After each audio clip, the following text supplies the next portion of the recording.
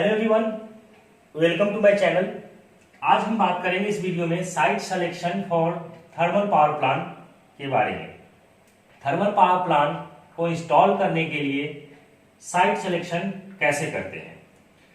First point is availability of raw material.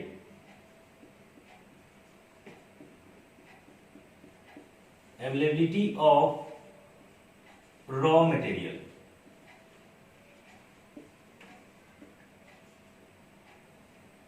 Thermal power plant को जब install करते हैं तो एज ए फ्यूल हम लोग कोल लेते हैं। कोल, लार्ज अमाउंट ऑफ कोल हमें रिक्वायरमेंट होता है, इसलिए इस प्लांट को जनरली देखा गया है कि 300 मेगावाट इलेक्ट्रिसिटी प्रोड्यूस करने के लिए 3000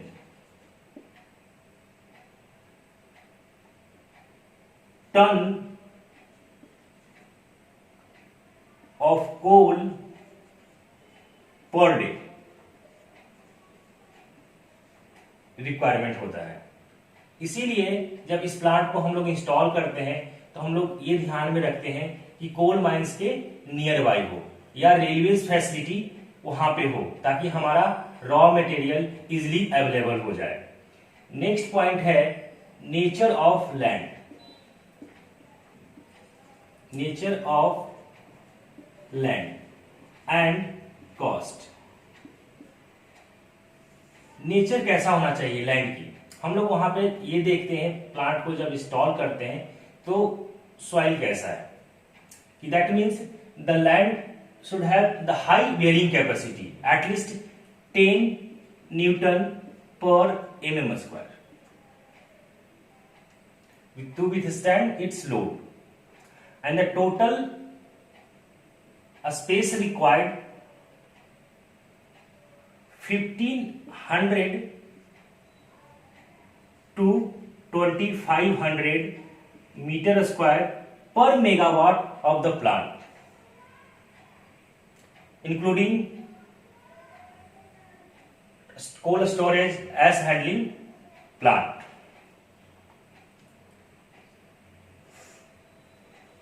या एस हैंडलिंग सिस्टम। अब हम बात करते हैं कॉस्ट की।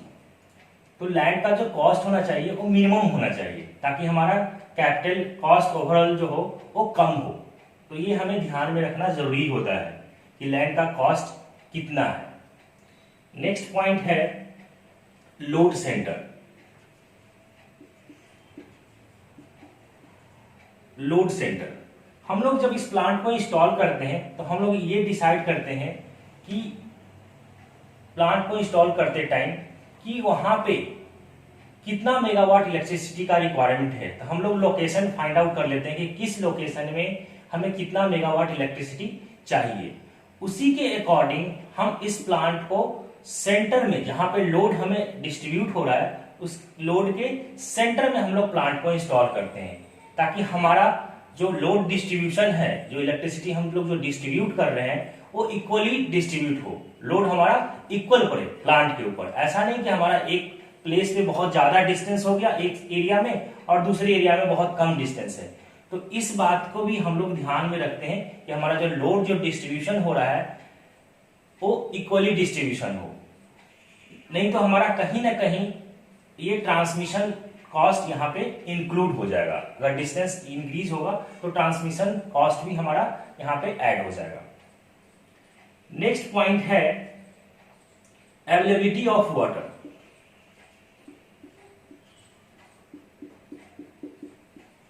अवेलेबिलिटी ऑफ वाटर, जब हम इस प्लांट को इंस्टॉल करते हैं तो उस टाइम हमें यह भी ध्यान में रखना चाहिए कि वहां पे वाटर की अवेलेबिलिटी कितनी है, क्योंकि हम जिस टाइम इंस्टॉल करते हैं प्लांट को तो हमें लार्ज अमाउंट ऑफ वाटर का रिक्वायरमेंट होता है, क्योंकि हम लोग कोल को बर्न करते हैं और उस कोल को बर्न होने से जो हमें हीट मिलती है उस हीट को हम लोग क्या करते हैं, वाटर को स्टीम में कन्वर्ट करने के लिए यूज करते हैं। तो हमें क्या होता है कि बॉयलर के अंदर वाटर चाहिए, कूलिंग टावर लगा हुआ होता है, उस वहां पे वाटर चाहिए। अगर कुछ लीकेज हो गया तो वहां पे वाटर का रिक्वायरमेंट होता है। तो हम लोग इसीलिए ध्यान में रखते हैं इस प्लांट को जिस टाइम इंस्टॉल करते हैं कि नियर बाई रिवर हो या पॉन्ड हो, ताकि हमारा वाटर की अवेलेबिलिटी बनी रहे।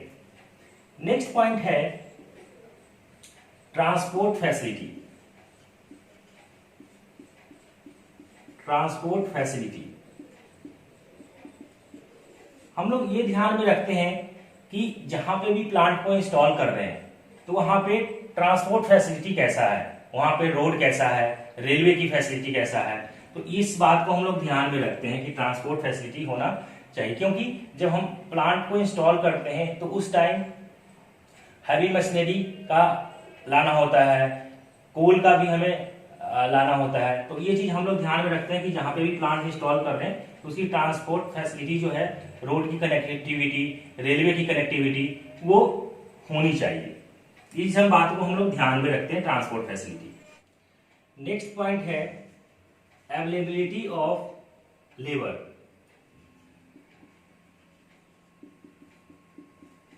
अवेलेबिलिटी ऑफ लेबर हम लोग ये भी ध्यान में रखते हैं जब प्लांट को इंस्टॉल करते हैं उस टाइम कि लेबर की अवेलेबिलिटी अच्छी होनी चाहिए, क्योंकि हम जब प्लांट को इंस्टॉल करते हैं उस टाइम हमें काफी लेबर का रिक्वायरमेंट होता है।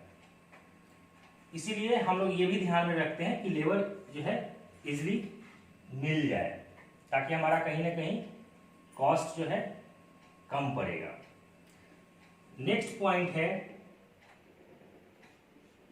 S disposal.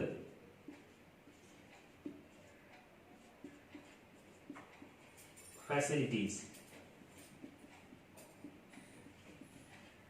क्या होता है कि जब इस प्लांट को इंस्टॉल करते हैं और वहां पे हम लोग कोल को जब बर्न करते हैं तो उस time large amount of S निकलता है।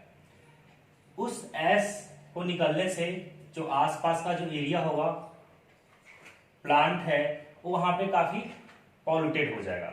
इसीलिए हम लोग ये भी ध्यान में रखते हैं कि जो एस जो निकल रहा है कोल से, उसके लिए हमें कहीं थोड़ा स्पेस होना जरूरी है, ताकि हम उस एस को रख सकते हैं, स्टोर कर सकते हैं। तो ये भी हमें ध्यान में रखना जरूरी होता है जब प्लांट को इंस्टॉल करते हैं कि एस का जो है उसको हम स्टोरेज फैसिलिटी हमें होनी चाहिए, और उस एस को डिस्पोजल होना चाहिए, बाद में उसको डिस्पोजल कर देते हैं। तो ये चीज हम लोग ध्यान में रखते हैं कि एस डिस्पोजल फैसिलिटी जो है वहां पे होनी चाहिए।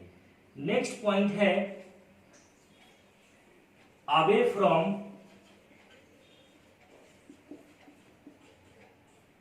Populated area.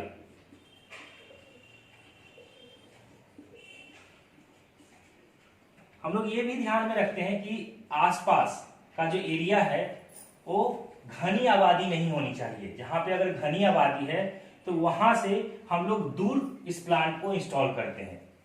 तो ये चीज हम लोग ध्यान में रखना जरूरी होता है कि जो पॉपुलेटेड एरिया है उस एरिया से हम इसको प्लांट को जो इंस्टॉल करेंगे वो दूर इंस्टॉल करेंगे। तो ये 8 पॉइंट्स हैं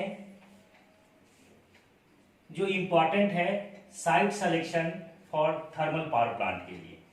थैंक यू वीडियो देखने के लिए। अगर आपको वीडियो अच्छा लगा हो तो हमारे चैनल को सब्सक्राइब करें, साथ ही साथ बेल आइकन के बटन को प्रेस कर दें ताकि आने वाली वीडियो की नोटिफिकेशन आपको मिलती रहे।